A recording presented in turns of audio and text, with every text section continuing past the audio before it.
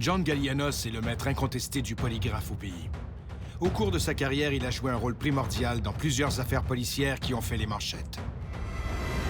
Le 2 août 1978, France Caron est retrouvée morte chez elle. Son mari, Patrice Nadeau, est le principal suspect des policiers, mais sa condamnation est loin d'être assurée. Nous n'avions pas d'aveu, nous n'avions pas d'arme du crime, donc nous ne pouvions pas l'accuser et le mettre en état d'arrestation. L'homme collabore avec les enquêteurs et accepte de passer le test polygraphique au bureau de John Gallianos. Très crédible, parle, puis est content d'être là. Un petit peu trop content encore. Possible qu'il n'y ait rien à voir avec le meurtre de son épouse, ou bien il a pris la décision de faire des aveux.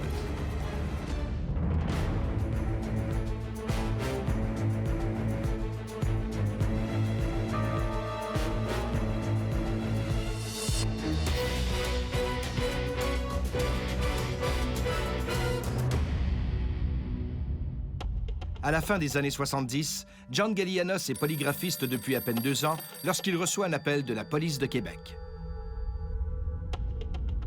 Les enquêteurs ont communiqué avec moi, m'informer qu'il y avait une invasion de domicile et qu'une madame France Caron-Nadeau, âgée de 25 ans, avait été assassinée. Les tragiques événements se sont produits le 2 août 1978. L'un des enquêteurs au dossier est Gaston Chalifour. On a reçu un appel des enquêteurs du poste de Québec Métro qu'ils étaient devant un homicide à Sainte-Brigitte-de-Laval. Ce jour-là, Patrice Nadeau est au travail chez l'imprimeur Mirabeau à Ville-Vanier.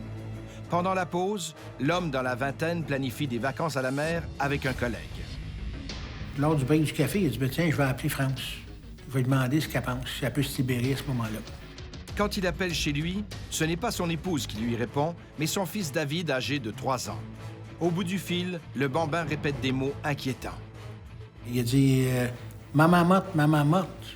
Arrête de niaiser, passe-moi maman. » Patrice Nadeau sermonne d'abord l'enfant, puis il commence à prendre peur. Et là, à ce moment-là, il a paniqué, puis il a parlé avec son confrère. « Viens avec moi, il y a quelque chose qui va pas. » Après avoir téléphoné au service d'urgence, les 2 hommes quittent rapidement les lieux et foncent vers la résidence de Patrice Nadeau.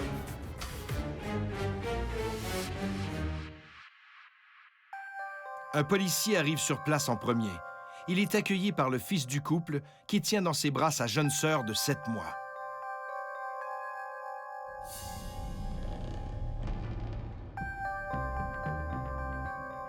En inspectant la maison, il découvre le corps inerte de France Caron au pied de l'escalier du sous-sol.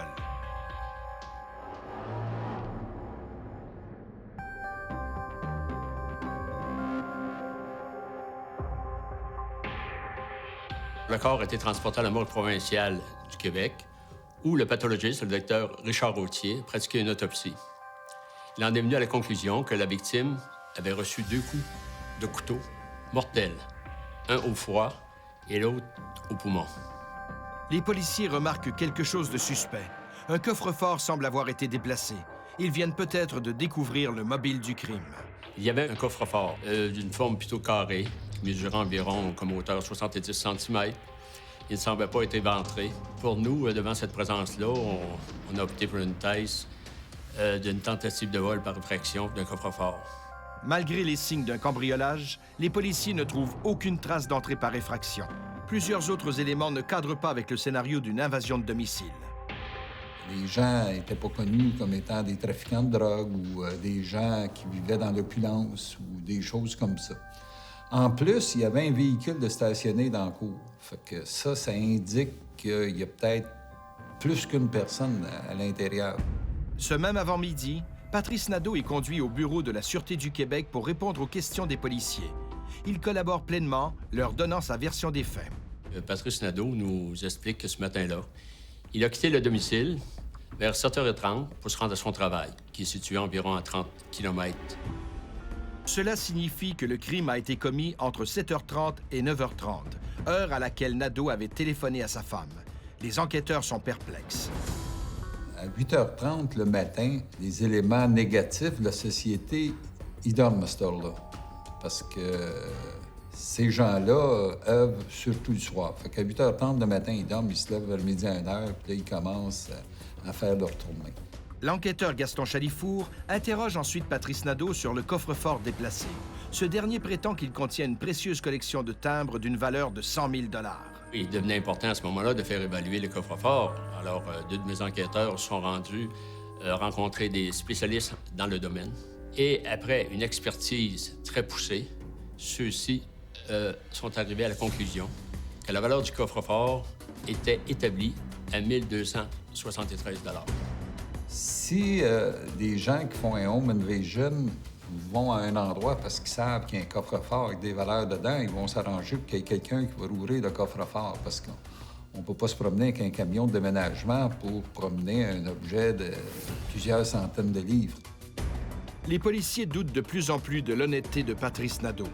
Des soupçons confirmés également par l'entourage de la victime.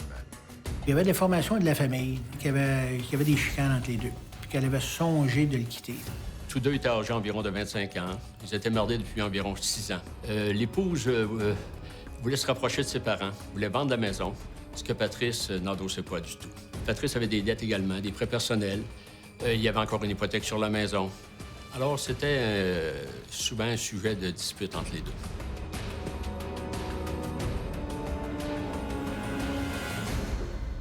Après le drame, Patrice Nadeau reprend son boulot à l'imprimerie pendant que l'enquête suit son cours. Les policiers décident de lui rendre visite afin de lui faire une proposition. On s'est rendu à son travail. Après discussion avec lui, on l'a informé que même dans les journaux, les gens le soupçonnaient, même dans les voisins, des compagnons de travail aussi, et que la seule façon de lever sa réputation était d'accepter de passer un test de polygraphie. Les enquêteurs l'ont approché. Il y avait une belle attitude avec les enquêteurs. Très coopératif avec les enquêteurs. On se posait des questions parce qu'il n'y avait pas l'attitude d'une personne qui voulait cacher quelque chose. Fait qu'on lui a offert le polygraphe.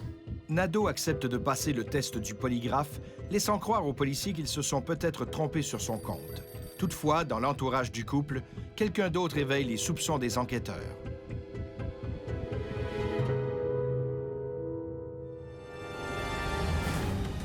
Il me dit non, c'est pas ça, donc je suis pas apte au test. Il commence à se détacher.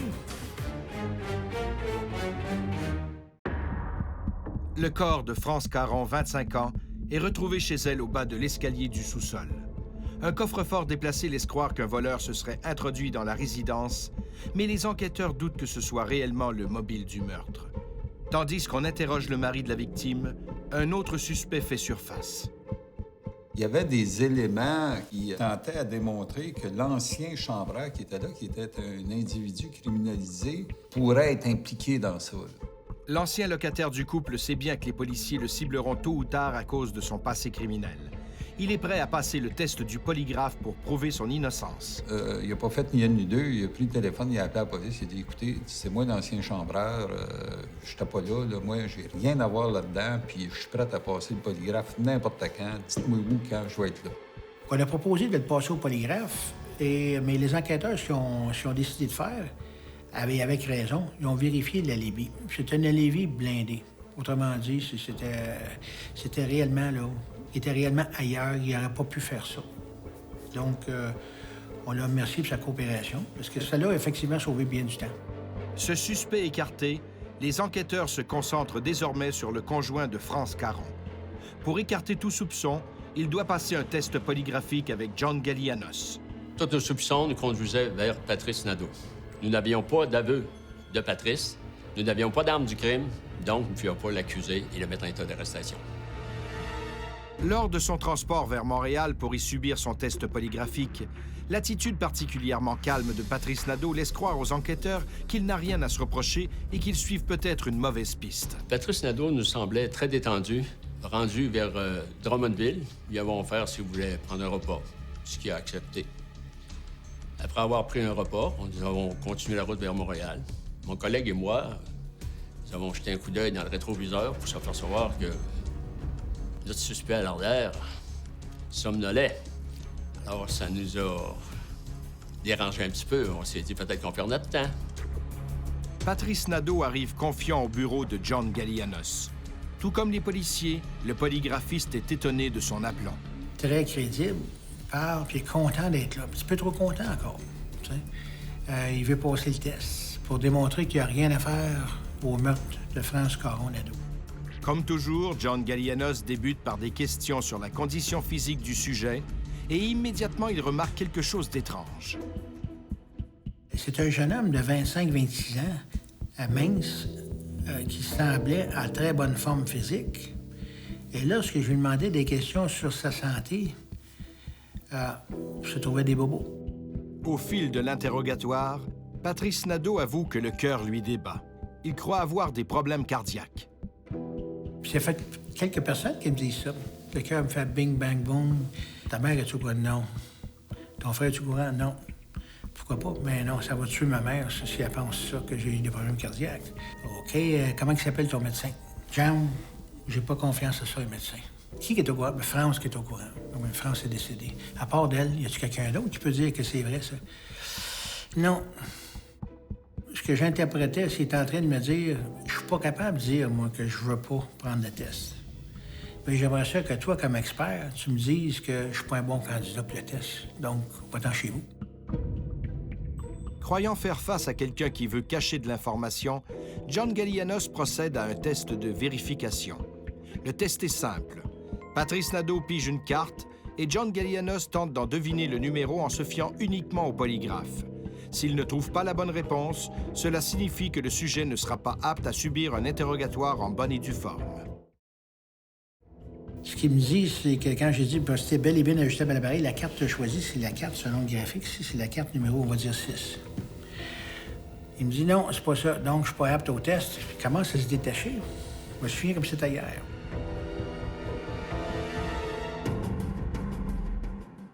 John Gallianos convainc Patrice Nadeau de répéter l'exercice avec une nouvelle carte. Pour éviter toute ambiguïté, le polygraphiste demande au suspect de la glisser sous sa cuisse plutôt que de la remettre dans le paquet.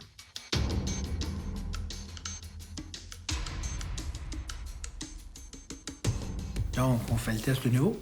Vous choisissez tel numéro, tel numéro, tel numéro, tel numéro. C'était bel et bien ajustable à l'appareil. Patrice, la carte choisie, c'est la carte numéro, on va dire 4. Faut pas dire non. Il peut plus se détacher, là. Pourquoi?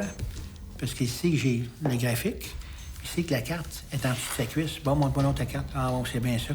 Patrice Nadeau remet la carte à John Gallianos. C'était bien le numéro 4. L'homme ne semble plus aussi heureux de pouvoir prouver son innocence. Il a plutôt l'air abattu. Là, ce que j'ai trouvé son numéro, j'étais très déçu. Très, très, très déçu. La personne qui est véridique est contente. Bon, ils vont savoir que c'est pas moi, ils vont enlever un nuage. Là, j'ai vu dans son visage d'acteur, il ne peut plus acter, là. Là, il a réalisé, là, qu'il était fait. Qu'il était fait dans le sens suivant que, comment, je vais être obligé de passer le test. Le droit de garder le silence est un des droits absolus dans le droit canadien et c'est extrêmement important, surtout lorsqu'on est accusé d'un crime particulièrement sérieux, de garder le silence. Patrice Nadeau est contrarié, mais il accepte de poursuivre l'interrogatoire. Le polygraphiste y va d'une approche particulière. Il lui propose de dresser lui-même la liste des questions qu'il aimerait qu'on lui pose. Nadeau suggère qu'on lui demande s'il a aimé France Caron et s'il était au travail lorsqu'il a su qu'elle était décédée. C'est pas ça, les bonnes questions. Les bonnes questions d'une personne innocente, c'est « J'espère que vous allez me demander, M. Gallianos, si c'est moi qui l'ai poignardé. J'espère que vous allez me demander si c'est moi qui a causé sa mort. J'espère que vous allez me demander si j'ai fait quoi que ce soit pour causer la mort. Soit que j'ai demandé à quelqu'un de le faire, d'être impliqué directement ou indirectement, monsieur. J'espère que vous me demandez si j'ai dit toute la vérité aux enquêteurs concernant ça. Ça, c'est les réactions d'une personne véridique. Suite à cet exercice, John Gallianos questionne Nadeau sur l'assassinat.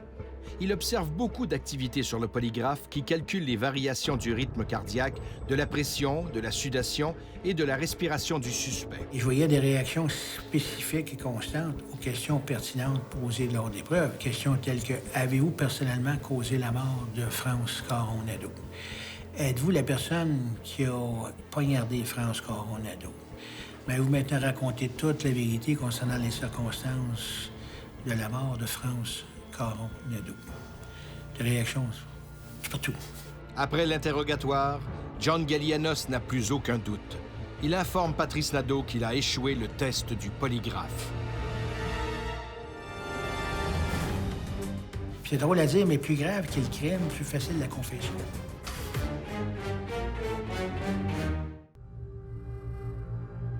En août 1978, Patrice Nadeau se soumet à un test polygraphique pour prouver qu'il n'est pas impliqué dans le meurtre de son épouse France Caron. Après l'interrogatoire, John Gallianos informe Patrice Nadeau qu'il a échoué le test du polygraphe.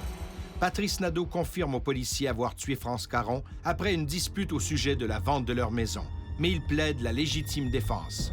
Il fait une première version verbale, soi-disant que le matin, il a quitté son épouse, mais avant de quitter, il s'était disputé avec elle.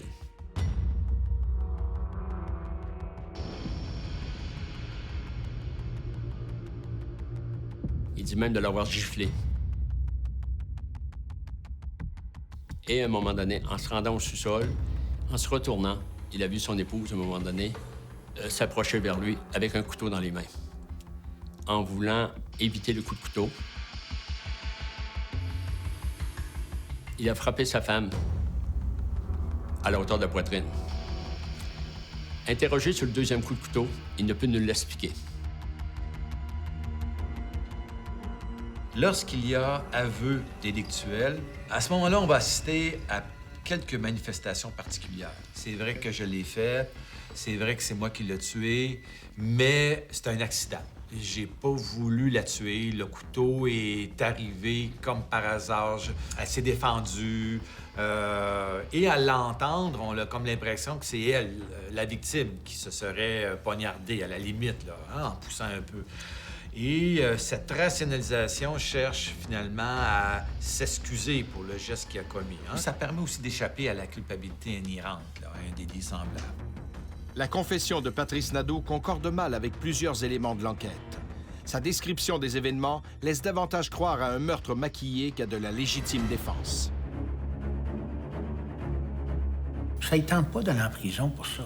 Puis il sait qu'il va faire du temps s'il va dire, même, on s'est chicané, puis je l'ai poignardé. Donc, faut qu'il se monte un scénario. Qu'est-ce que je vais faire? Qu'est-ce que je vais faire? Il déplace le coffre-fort pour laisser sous-entendre que c'est un vol.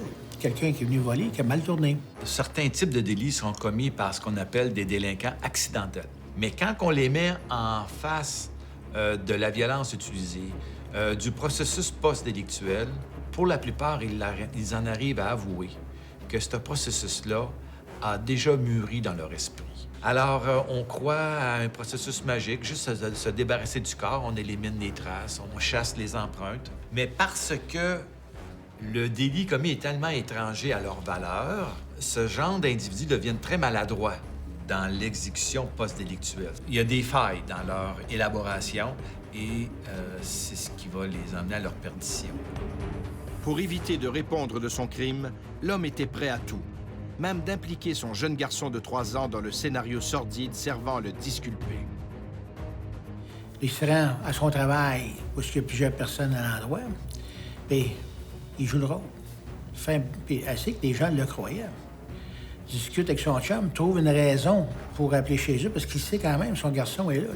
C'est son fils qui répond lorsqu'il appelle, parce que lui, il veut passer comme étant le pauvre mari éploré. Alors, il appelle à la maison devant ses amis au travail pour se constituer un alibi. Puis là, il joue son rôle là, de « passe-moi ta main », puis là, tu sais, il éclate en sanglots, le pauvre gars, la pauvre victime, tout ça, alors que c'est lui.